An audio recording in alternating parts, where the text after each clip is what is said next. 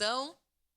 Solicito às vereadoras e vereadores que registrem os seus O voto sim, senhora presidente. Vereador Sandro Fantinel registra o voto favorável. Voto sim, senhora presidente. Vereador Lucas Dil também vota sim.